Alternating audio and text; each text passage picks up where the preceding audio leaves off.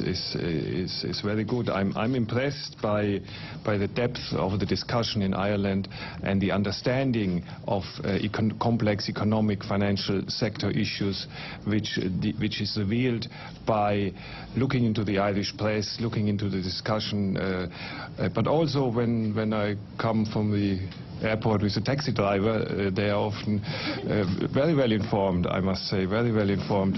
So I think that is a good sign that here we have an open discussion. It's a difficult adjustment process, but there is an open debate, and there's a debate where economic arguments play an important role, and I think that is how it should be.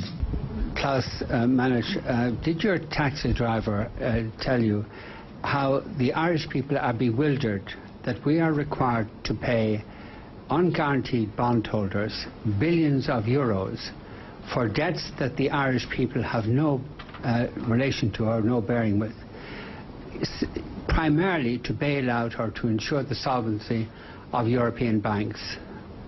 And if your taxi driver asked you that question, or if the taxi driver had asked you that question, what would have been your response? That's my first question. Well, can we take a couple together? Can you ask the second question? Well, my second question is a completely different issue, and okay. I may have a follow-through if Mr. Masters doesn't answer the question in a way that would illuminate the taxi driver's understanding of all this.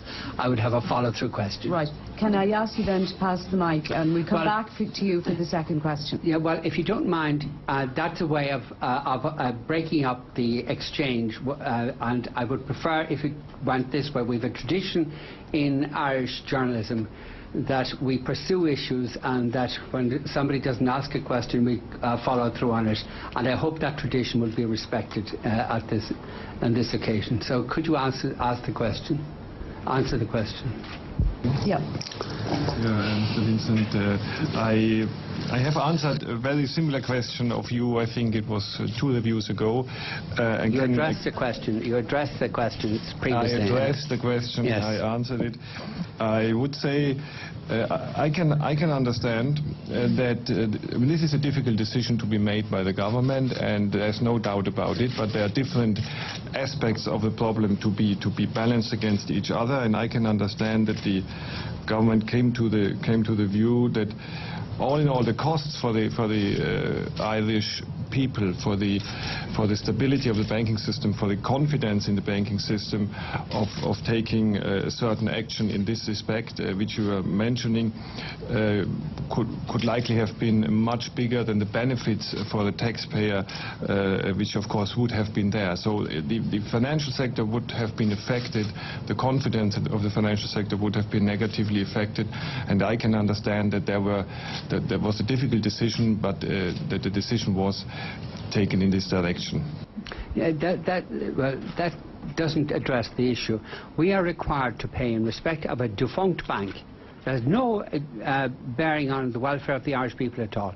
We're required to pay in respect of this defunct bank billions on unguaranteed bonds in order to ensure the health of European banks.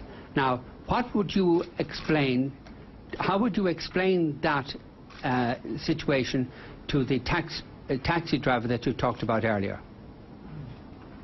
I think I have addressed the question. No, you haven't addressed the question, because you've referred to the viability of the Irish financial institutions.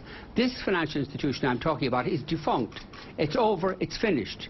Now, why are the Irish people required, under threat from the ECB, why are the Irish people required to pay billions to unguaranteed bondholders under threat to the ECB? You didn't answer the question the last time, so maybe you'd answer it this time. Well, I think he doesn't have anything to add to what he's already said. Sorry, just a minute. This isn't good. This isn't good enough. Sorry, this isn't good enough. You people are intervening in this society, causing huge damage by requiring us to make payments not for the benefit of anybody in Ireland, but for the benefit of European financial institutions. Now, could you explain why the Irish people are inflicted with this burden? Well, I think I have addressed the question. You have nothing to say. There's no answer. Is that right?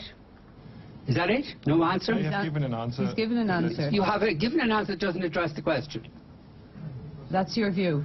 That is my view, and I think it would be Yeah. the view of the taxi driver and the view of our viewers tonight. Right. Can we please move on?